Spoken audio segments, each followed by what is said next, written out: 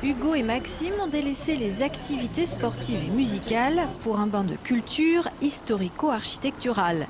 Les trois jeunes garçons ont suivi le guide dans les rues troyennes. Je fais une visite avec une personne qui nous raconte le patrimoine de Troyes. Qu'il y avait des maisons qui étaient faites en pain de bois. Si les mots sont parfois approximatifs, l'idée, elle, est bien précise. Il s'agit de donner aux enfants l'idée de regarder autour de soi. Moi, je crois que le patrimoine peut avoir une fonction touristique, c'est vrai, mais il a surtout une fonction culturelle et je crois qu'il faut former. Et si on forme, ça peut être à tous les âges, mais c'est vrai que l'âge le meilleur pour former, c'est quand même la jeunesse. Et donc, si on les habitue relativement tôt à avoir un regard sur ce patrimoine qui les entoure, quand ils seront plus grands, à mon avis, ils seront à même de juger de ce qui est fait en matière patrimoniale ou urbanistique liée au patrimoine dans une ville. Hugo, lui, a déjà un regard sur la cité Tricasse, certes pas technique, mais esthétique. Et il a bien retenu la définition du patrimoine.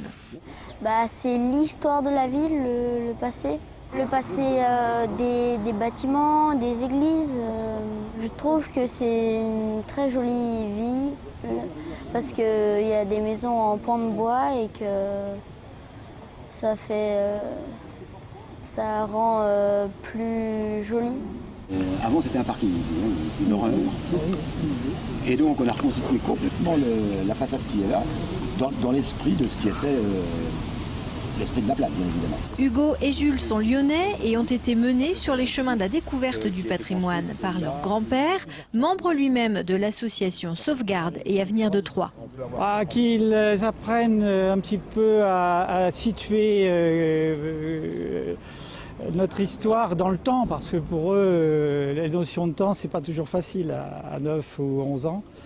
Et ça, je crois que c'est une bonne manière de le faire. Et avoir le réflexe, effectivement, là où il se trouve d'ailleurs, de s'intéresser, d'être curieux, de savoir lever la tête.